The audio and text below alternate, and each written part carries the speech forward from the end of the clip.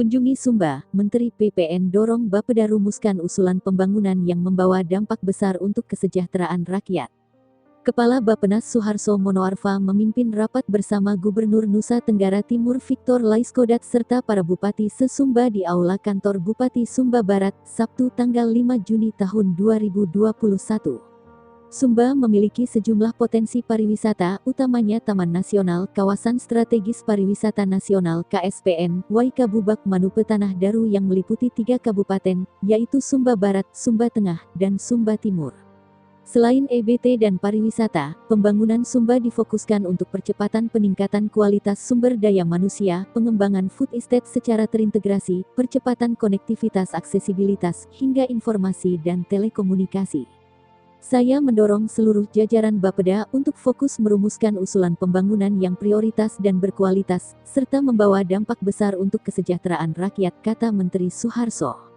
Pulau Sumba memiliki potensi energi surya yang tinggi, utamanya di sebelah utara, timur, dan selatan, dengan iradiasi tertinggi sebesar 4,81 sampai 5,50 kW per meter persegi.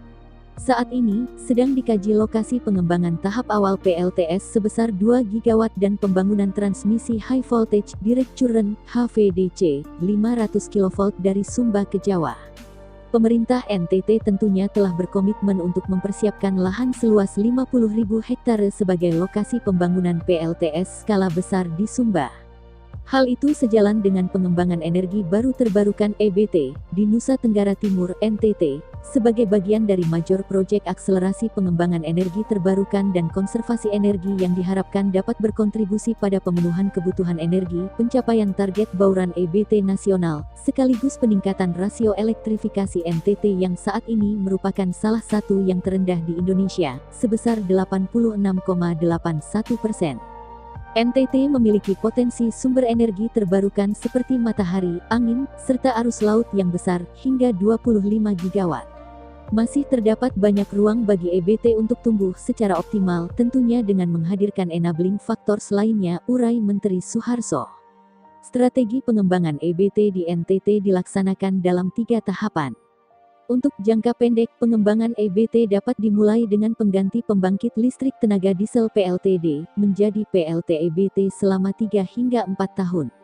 Untuk jangka menengah, dapat dilakukan dalam 2 tahap. Tahap pertama dengan meningkatkan grid sistem ke wilayah-wilayah yang potensial secara ekonom, kemudian tahap kedua dengan meningkatkan pemanfaatan energi non-listrik secara masif seperti biogas, biomasa dan biosolar untuk sektor rumah tangga dan transportasi.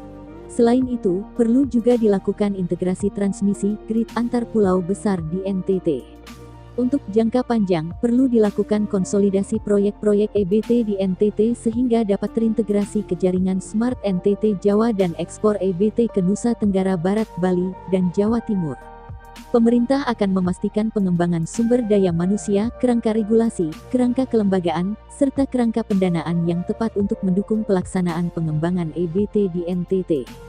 Pemerintah terus mendorong pengembangan energi terbarukan di NTT seperti Sumba Iconic Island, pembangkit listrik tenaga surya PLTS, 1000 Pulau, Flores Geothermal Island, pembangkit listrik tenaga arus laut Larantuka, program biogas rumah biru, dan koridor interkoneks gigawatt Sumba Jawa. Dengan karakteristik kepulauan serta kondisi ekonomi energi saat ini, kami mendorong NTT sebagai taman energi terbarukan, sejalan dengan komitmen pembangunan energi terbarukan nasional dalam RPJMN tahun 2020 sampai tahun 2024 PP Kebijakan Energi Nasional, Perpres Rencana Umum Energi Nasional, serta Rencana Umum Energi Daerah NTT, ungkap Menteri Suharso.